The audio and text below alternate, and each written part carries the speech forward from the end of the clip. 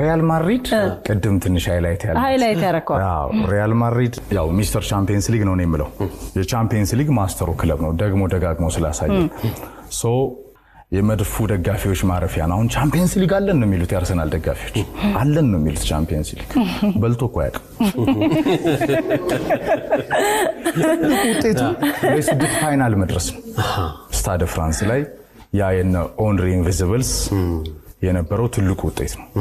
ይሄኛው በማይክ አርቴታ በጣም የደረጃው ፕሮጀክት አሁንም አጥቂ ስለማይገዛ ከብዙ ሌሎች የሲዝኑ ክፍተቶቹ ጋር በጣም ተደናቂ ቡድን ነው የመድፉን ዲኤንኤ የመለሰ ነው በነገራችን ላይ ይሄ አርሰናል ገኒንግ ፎር ግሬትነስ ኖርዝ ለንደን ፎርኤቨር የሚባለው ግን አሁንም ከዋንጫው ፊት አርሰናል ይሽኮረመማል ያፍራል ጎሉ ፊት ስለሚያፍር ነምበር 9 ሳቲስ ፕሪሚየር ሊግ ያሸነፈ ለማጥቂ ማለት ነው ለምሳሌ ጥሩ በረኛ አለ ጥሩ ተከላካይ አለ የፈርጉሰን መጽሐፍ ላይ እንደዛ ነው በርን ሳትጠብቅ ጠላትን ልታጠቃት ስለዚህ እነ ቪዲችን እነ ሪዮ ፈርዲናንድን ያሳዩ ለዛ ነው አርሰናልም አሁን ሳሊባ ማጋሊሽ ሬያን ጨምሮ ባክፎሩ መሃል ሜዳው ላይ የራይስ ሚና ሱፐሮዳን ጨምሮ በጣም የተደራጀ ቡድን ነው የሳካ ተጽዕኖ ጎል ግን አያገባም ቡድኑ ቼልሲ በጣም ስኬታማ ሲሆን ድሮግባ ነበረው ሲቲ ኦጌሮ ነበረው ዩናይትድ ከዮርክ እስከ ኮል ሼሪንጋም ሲያርሰበን ሩኒ አማራጮቹ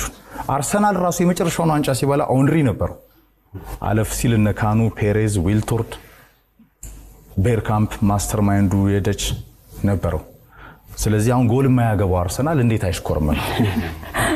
ሶ ምን አልኩኔ አርሰናል እና ሪያል ማድሪድ 8 ውስጥ የሚደርሱ ከሆነ እሺ አለ ነው የሚባለው ሌላ ኤፍሬም ለሌላ ኤፍሬም ከሆነ የምስክር እየሰጠው አለ እንዴ ሌላ ኤፍሬም የስፖርት ጋዜጠኝነቴን አቆማለሁ ማድሪድ በአርሰናል የሚሸነፍ ከሆነ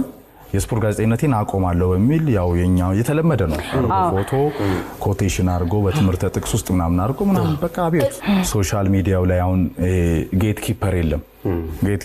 የሚጠብቀው የለም ሁሉ ሚዲያ አለ ሁሉንም ግን በስፖርት ቋንቋ ነው የምትገልጸው ኤፍሬም ሆነ ያለው ነገር ጌት ኪፐር የለም ያው ውሎሽን አይደለም ትሉስ ሶ ምንድነው አለ የዘመኑ ችግር ነው መተው ነው የመጀመሪያው ነገር ፕላትፎርሙ ላይ እንደዚህ አይነት እብደት ስላለ በሁሉም ካታጎሪ ላይ መተው ነው የመጀመሪያው ሁለተኛው ደግሞ በተቻለ አቅም አንጨር መልእክት ነኝ በቃ እኛ ስራችንን እንስራበት ስፖርት ነፃ ሐሳብ ነው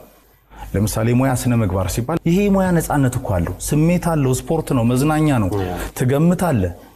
አንዱ ያሸንፋል ትላለህ ይሸነፋል ትላለህ አርሰናልም ማድሪድም ባርሴሎናም ዩናይትድ ማንም ሩቅ ነው እኮ ያለው ከኛ ያው ምን ይቀርባቸዋል በዚህ ያዝልኝ